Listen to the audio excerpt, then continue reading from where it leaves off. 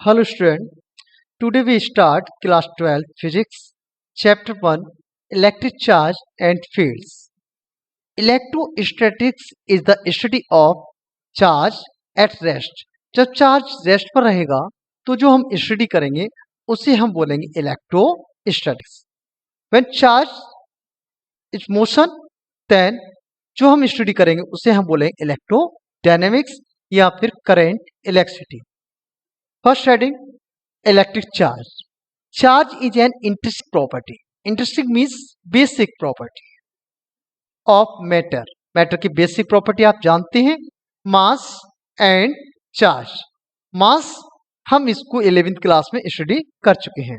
तो charge is an intrinsic property of matter due to which it experiences force of attraction and repulsion. तो matter आपस में ripple या attract हो रही हैं, तो ये किसके कारण हो रही है? चार्ज. तो इसी प्रॉपर्टी को हम लोग बोलते हैं चार्ज. ओके,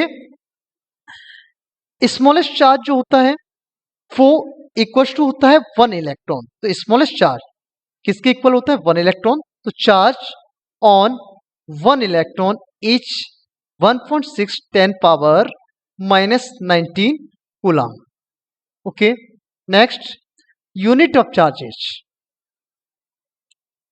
ऐसा unit of charge is coulomb. It denoted by capital C. CGS unit state coulomb as C. 1 coulomb equal 3 into 10 power 9 state coulomb. Next, property of charges. First, attraction and repulsion. When two charges are like charge, अगर वो like charge हैं, एक जैसे charge हैं, तो क्या होगा? आपस में वो रिपल करेंगे, रिपल ईच अदर. क्लियर? ये लाइक चार्ज क्या कर रहे हैं? आपस में रिपल कर रहे हैं. लेकिन जब अपोजिट नेचर के चार्ज होंगे तो क्या करेंगे? वो अट्रैक्ट करेंगे. तो unlike charge ripple each other, unlike charge attract each other and like charge ripple each other. Okay, next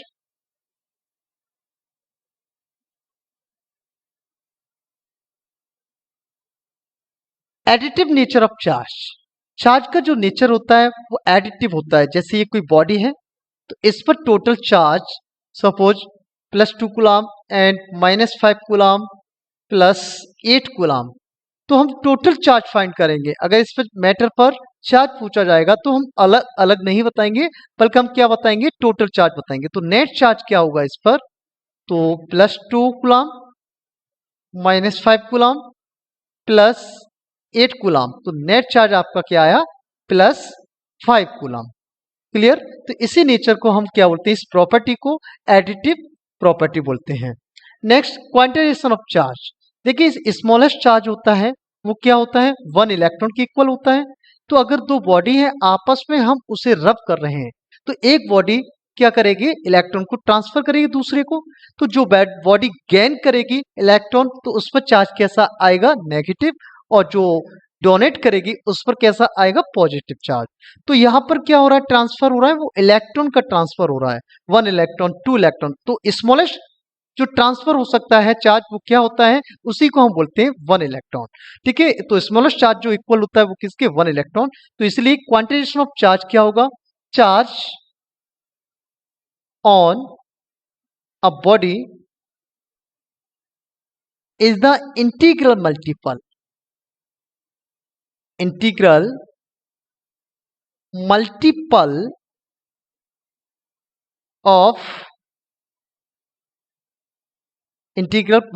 of charge on a single electron.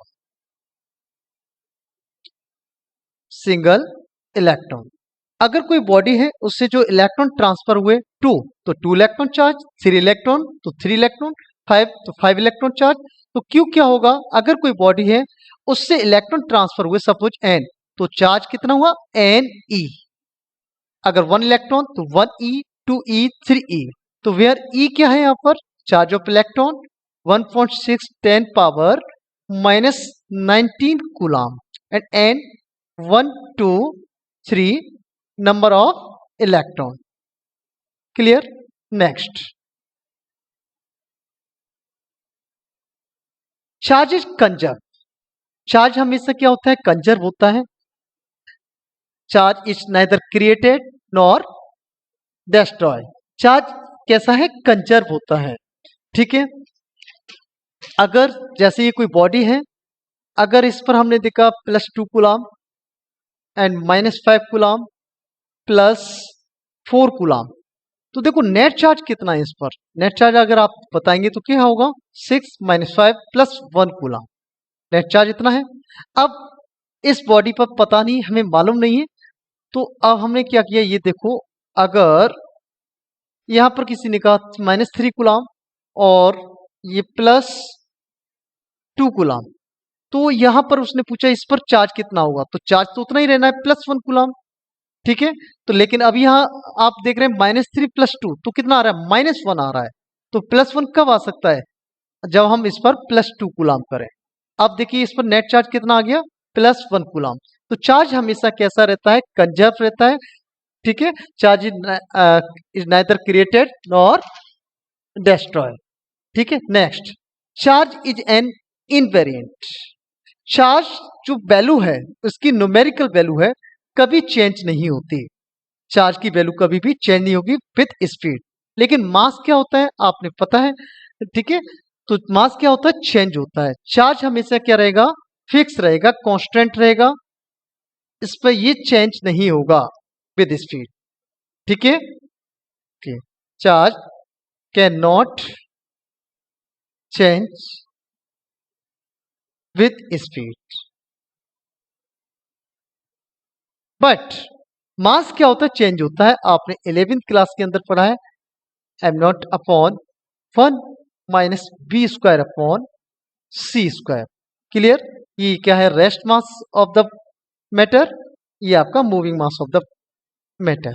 Clear? But charge क्या होता है? चेंज नहीं होता। तो चार्ज कैसा है? इनवेरिएंट है। बट मास कैसा है? वेरिएंट है विद स्पीड, स्पीड के अकॉर्डिंग चेंज होता है। ठीक है, ओके, थैंक यू।